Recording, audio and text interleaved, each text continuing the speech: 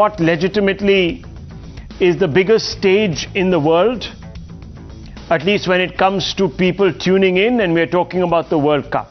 For some inexplicable reason is being held in winter in the Northern Hemisphere and in Qatar. Exceptions have been made, rules have been bent, and now it appears, and this is what's so worrying, that even principles are being abandoned. Viewers, we are always told that sports is the ultimate tool for diplomacy. You put your best foot forward. You only have to hear how Indian liberals promote the cause, for example, of Indo-Pak cricketing ties. They always say, don't let politics get in the way, because the principle matters more. Sport is unifying. And under the rubric of that, sports can be a great channel to engage. Well, viewers, today the opposite is happening. The world is giving Qatar a wide berth. Western leftists have totally abandoned their principles. They have accepted that Qatar is justified to prosecute LGBTs attending the World Cup. Qatar says holding hands in public is not an offense. But viewers, you know how that goes. There will always be somebody from the ubiquitous moral police that will jump the gun.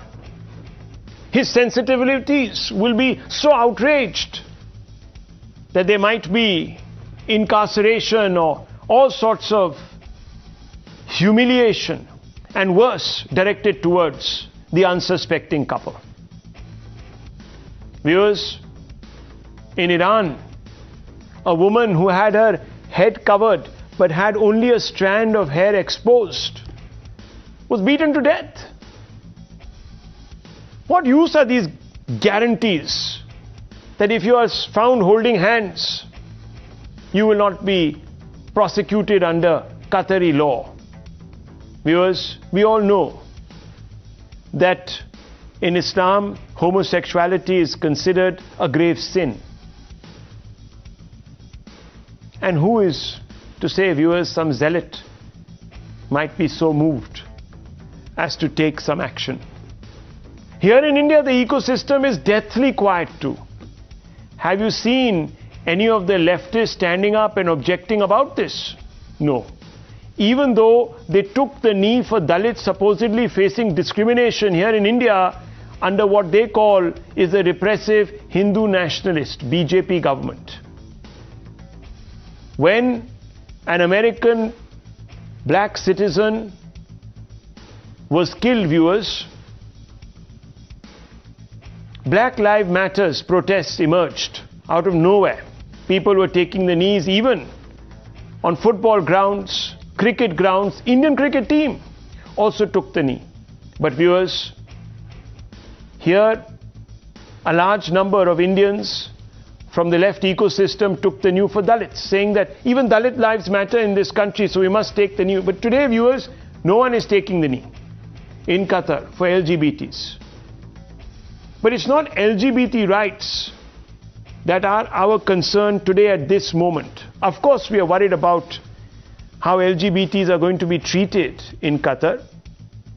And one is very distressed that any number of horrors can visit upon them.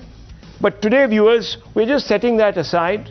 We are worried about how Qatar is being allowed to walk all over Hindu sentiments. Times Now has accessed visuals of fugitive Hindu baiting, hate-mongering preacher Zakir Naik in Qatar. He's on stage.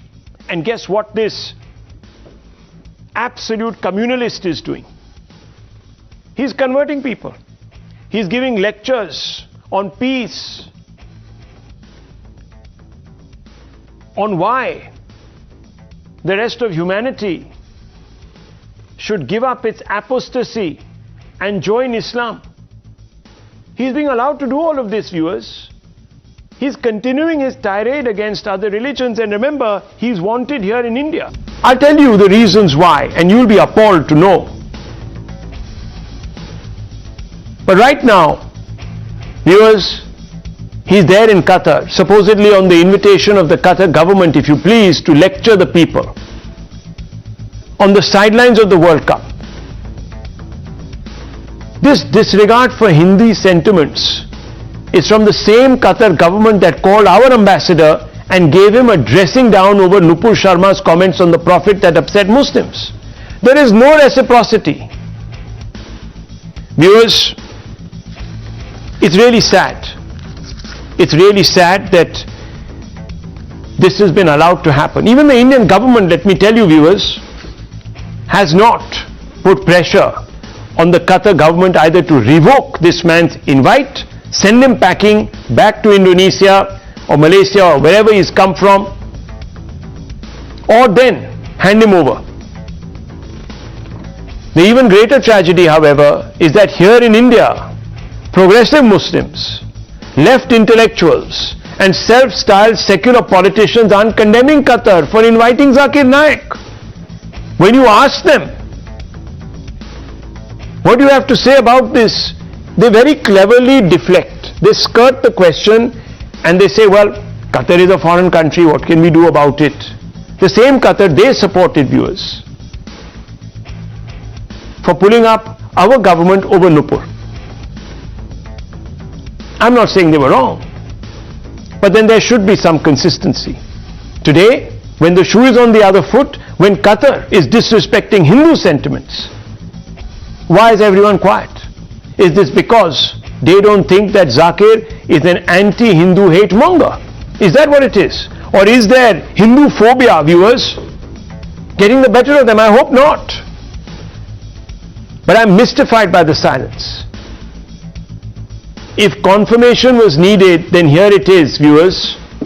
Listen to why this person needs to be opposed. Listen to this so-called religious preacher rubbishing every religion and calling upon a ban on the construction of Hindu temples in Islamic nations. This man, in any other language, would be called a bigot.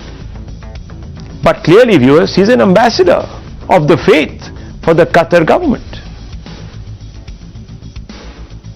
And quite clearly, from the silence, from the ecosystem, from opposition parties, he's probably an ambassador of the faith for them too. But first listen to Zakir Naik and his disgusting comments in the past. This is a man, viewers, who's even rationalized sex slavery. This is the man and this is the mindset. Listen in. But there are other scholars like Sheikh Salman Oda, who is mashallah one of the great scholars of this time. He says that if under normal circumstances it's haram, but if the situation demands, like in Palestine, every day they are being killed and thousands are being killed throughout the year, so it is rather that they have to fight in self-defense, and if they know that they use an attack in which the chances of dying are there, and if they really cause a damage to the opponent, as a last resort, with guidance from a scholar who has not the one individual person gets up in the night and says, okay, fine, I'll go out. So with guidance of the Quran and Sunnah, as a last resort, it can be used. As a last resort, it can be used, and I do agree with Sheikh Salman Oda. Hope that's the question. सिर्फ एक ही सही दिन है, वो है इस्लाम. और अल्लाह ताला फरमाते हैं सूरह इमरान सूरह नंबर 3 आयत नंबर 85 में कि इस्लाम के अलावा कोई भी दिगर मज़हब अल्लाह सुब्हानहू व तआला कबूल नहीं करेंगे. तो दीन के मामले में हम जानते हैं इस्लाम ही सिर्फ सही दीन है, इसीलिए हम दूसरे दीन का प्रोपगेशन अलाउ नहीं करते. जहां तक कि दूसरा सवाल है कि हम चर्च बनाने देंगे या टेम्पल बनाने देंगे, जब दीन ही गलत है और चर्च में ईसा अलैहिस्सलाम को पूजना गलत है, बुत परस्ती गलत है, इसीलिए हम गलत चीज हमारे मुल्क में अलाउ नहीं करेंगे. If he's on the truth, if he's fighting the enemies of Islam, I'm for him. If he's terrorizing America, the terrorist, biggest terrorist, I'm with him. Every Muslim should be a terrorist. Every Muslim should be a terrorist. No churches and temples should be built ever on Muslim lands. He rationalizes suicide bombings. In India, viewers, he is wanted for encouraging feelings of enmity and hatred. I'm quoting straight out of the charge sheets, the cases that have been filed against him by agencies here, and as per the Gazette notification that banned his organization, the IRF, in this country. Naik is extolling known terrorists in his speeches. Naik justified suicide bombings in his speeches. You heard that very clearly. Acts of IRF highly inflammatory in nature, such divisive ideology against India's secular fabric. These are all the reasons. Promoting forcible conversion of youth to Islam, because he's even doing it on that stage right there. Four youth who attended the World Cup have been converted. But viewers, here in this country, you have politicians who'd rather look away. They will not condemn either Qatar or this man for his views. Listen in. ये तो Qatar की administration बताएगी कि उन्होंने आखिर क्यों किया, क्योंकि ना तो इंडियन टीम वहां खेल रही है और ना हमारा उससे कोई लेना देना है। हम तो ये बता सकते हैं कि बाबा भीमराव अंबेडकर साहब के संविधान की अवहेलना कौन कौन कर रहा है, उसका नाम भी बता देंगे, उसका काम भी बता देंगे। अब ये तो एक पॉलिटिकल इशू है कि कतर देगा उसको या नहीं देगा, मगर अगर उनको उसको बुलाया है और वो लेजिटिमेट रीजन से अपना वीज़ा पासपोर्ट सब उनके पास है, उसके बिना के ऊपर ट्रैवल कर सकते हैं, तो सरकार एट गवर्नमेंट लेवल उनके साथ बात करे अगर उनको तकलीफ है। मुझे क्या कहना होगा, मैं तो फुटबॉल देख रहा हूँ, जो लोग जाकिर नायक को देख रहे हैं वो देखते रहे। हम फुटबॉल देख रहे हैं।